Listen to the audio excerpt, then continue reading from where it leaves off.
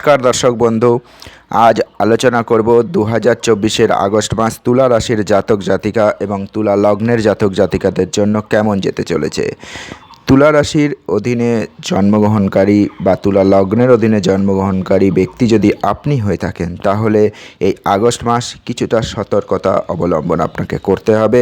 যদিও এই মাসে কর্মক্ষেত্রে আপনি ভালো অগ্রগতি পেতে পারেন, তবে কিছুটা আপনাকে কিন্তু বুদ্ধি এবং সতর্কতার সাথে চলতে হবে। আপনার রাশি থেকে ষষ্ঠে রাহু, পঞ্চমে শনি, অষ্টমে বৃহস্পতি ও মঙ্গল স্বাস্থ্যের সমস্যা বাড়িয়ে দিতে পারে। তাই স্বাস্থ্যের প্রতি আপনার অসাবধানতা আপনার ক্ষতি করতে পারে। আপনার স্বাস্থ্যের যত্ন নেওয়া উচিত। যত্ন নেওয়ার পাশাপাশি আর্থিক বিষয়েও কিন্তু আপনাকে নজর দিতে হবে। মাসের শুরুটা কিছুটা দুর্বল, কেননা ভালো আয় হওয়া সত্ত্বেও আপনার ব্যয় আপনার আয়কে ছাপিয়ে যেতে পারে, যা আপনার কপালে চিন্তার ভাঁজ ফেলবে। তাই আপনাকে আপনার অর্থ ম্যানেজমেন্ট করার দিকে মনোযোগী হতে হবে। যতদূর সম্ভব আপনার কর্মক্ষেত্রে কিন্তু এই সময় অনুকূল কিছুটা থাকবে। কর্মজীবী যারা রয়েছেন তারা চাকরিতে ভালো পদের সুবিধা পাবেন। আপনার পদোন্নতির সম্ভাবনা রয়েছে। আপনার বেতনের সময় বাড়তে পারে। যেখানে ব্যবসা করা মানুষের জন্য একটু কিন্তু কঠিন দেখাচ্ছে। মাসের প্রথম দিক ব্যবসা ক্ষেত্রে দুর্বল এবং গত সপ্তাহে কিছুটা স্বস্তি পাওয়ার আশা আপনি করতে পারেন। এটি শিক্ষার্থীদের জন্য কঠিন চ্যালেঞ্জপূর্ণ একটি সময়। আপনি আপনার পড়াশোনাকে মনোযোগ দিয়ে চালিয়ে যান, না হলে পড়াশোনায় কিন্তু আপনার বাধা আসতে পারে।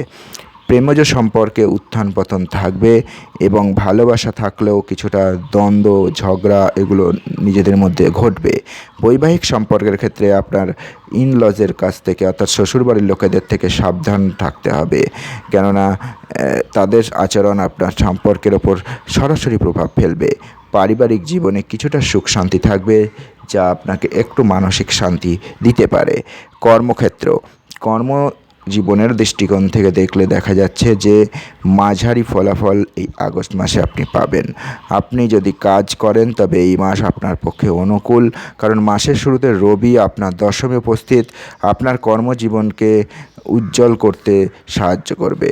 আপনি আপনার কর্মক্ষেত্রে ভালো মনোযোগ পাবেন, পদোন্নতি পেতে পারেন এবং আপনার এ সময় যে কাজ সেটা গুরুত্ব বাড়বে, তাই আপনার বেতন বাড়বে।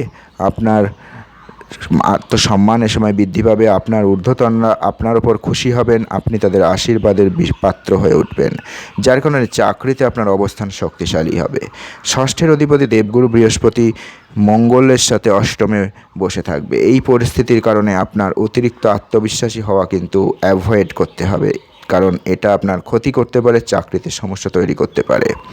ব্যবসায়ীরা এই মাসে কিছুটা উত্থান পতন দেখবেন। সপ্তমের অধিপতি মঙ্গল মাসের প্রথমার্ধে অষ্টমে এবং এখানে প্রায় 3 সপ্তাহ অবস্থান করে আপনার ব্যবসায় কিছু চ্যালেঞ্জের পরিস্থিতি তৈরি করবে। আপনার ব্যবসায়িক অংশীদারের সাথেও সম্পর্ক প্রভাবিত হবে। সপ্তমে শনির অবস্থানের কারণে আপনার ব্যবসায় উত্থান পতন থাকবে। আয় হলেও কিছু চ্যালেঞ্জ থাকবে, যা আপনাকে প্রতিনিয়ত চিন্তিত রাখবে। আপনি ব্যবসায় মনোযোগ দিতে পারবেন না। ব্যবসায়িক সম্পর্ক প্রভাবিত হবে। তাই ব্যবসা ক্ষেত্রে যথেষ্ট সতর্কতা অবলম্বন করুন। 26শে আগস্ট মিথুন রাশিতে যখন মঙ্গলের গমন হবে, তখন এই সমস্যা কিছুটা কমবে, ব্যবসা গতি পাবে এবং দীর্ঘযাত্রা ব্যবসার জন্য নতুন যোগাযোগ এবং লাভের সম্ভাবনা তৈরি করবে। তাই এই সময় পর্যন্ত আপনাকে কিন্তু ধৈর্য ধরতে হবে। আপনার আর্থিক ক্ষেত্রে দেখা যাচ্ছে যে মাসের শুরুতে বুধ এবং শুক্রের মতো গ্রহ আপনার একাদশে অবস্থান করছে। আপনার আয় প্রবলভাবে বৃদ্ধি করতে দেখা যাবে। আপনার আর্থিক অবস্থা ভালো থাকবে, আয় বাড়বে। শনিও একাদশে দৃষ্টি দেবে, যাতে আপনার প্রতিদিনের আয়ের পাশাপাশি অন্যান্য সোর্স থেকে আয় আসবে। আপনার আর্থিক অবস্থার উন্নতি হবে। কিন্তু ষষ্ঠে রাহু এবং দ্বাদশে কেতুর কারণে আকস্মিক অনাকাঙ্ক্ষিত খরচও আপনার কিন্তু বাড়বে। এগুলোর প্রতি আপনাকে সতর্ক থাকতে হবে। একদিকে বৃহস্পতি আপনার ধর্মীয় ভালো কাজে ব্যয় বৃদ্ধি করবে, অন্যদিকে দ্বিতীয় ঘরে আপনার আয় বাড়িয়ে দেবে।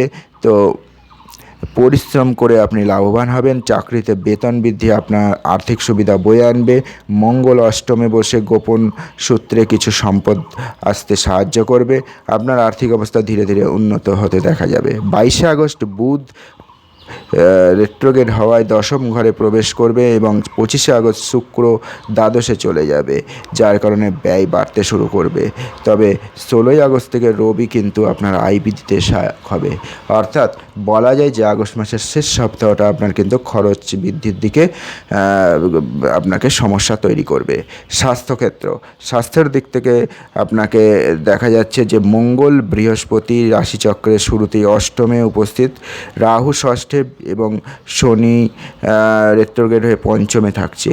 এইভাবে প্রধানত পঞ্চম, ষষ্ঠ, সপ্তম এবং অষ্টম এই ঘরগুলো প্রভাবিত, যা আপনাকে অসুখের মধ্যে ফেলে দেবে। আপনি যদি নিজের দিকে মনোযোগী না হন, স্বাস্থ্যের প্রতি মনোযোগী না হন, তাহলে আপনার কিন্তু এই সময় আপনি অসুস্থ হয়ে পড়তে পারেন। এবং নিজেকে ফিট রাখার জন্য তাই আপনাকে সর্বাত্মক চেষ্টায় সবাই চালিয়ে যেতে হবে। আপনি যদি একটি নতুন রুটিন অবলম্বন করতে চান, তবে ভেবেচিন্তে সেটাকে অবলম্বন করুন, যাতে এটি আপনার উপর মানসিক চাপ সৃষ্টি না করে, আপনার কাজের উন্নতিও যাতে বাধা না দেয়। কিছু অতিরিক্ত কাজ স্বাস্থ্য সমস্যার কারণ হতে পারে। সময় মতো খাওয়া দাওয়া না করাও আপনাকে স্বাস্থ্য সমস্যার মধ্যে ফেলবে।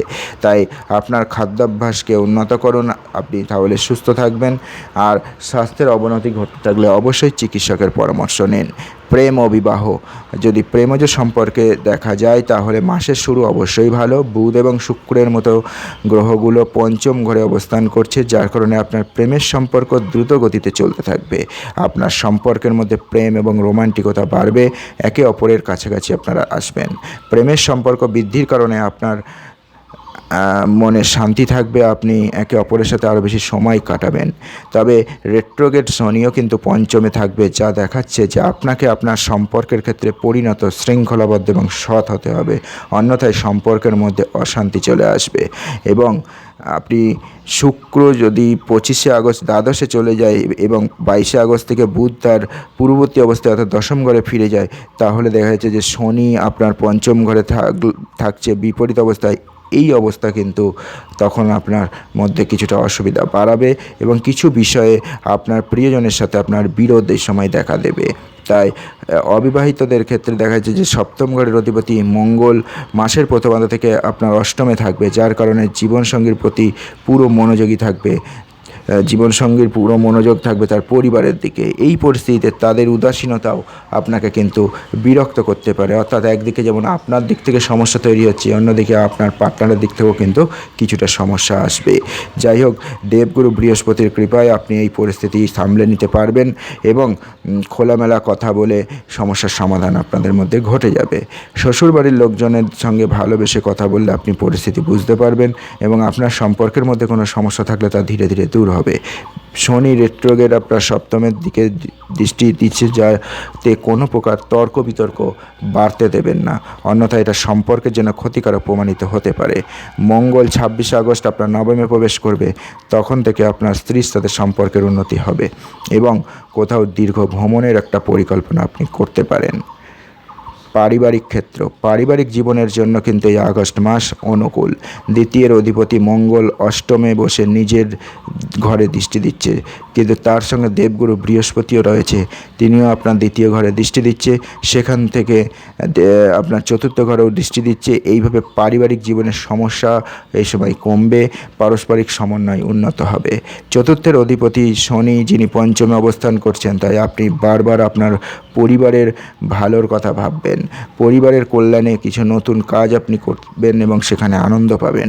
পারিবারিক কার্যক্রমে সক্রিয়ভাবে অংশগ্রহণ করে পরিবারের মঙ্গলের জন্য বিভিন্ন কাজকর্ম করে শান্তি, আপনি এ সময় সুখ শান্তি পাবেন। মায়ের স্বাস্থ্য অনুকূল থাকবে, তিনি কঠোর পরিশ্রম করবেন।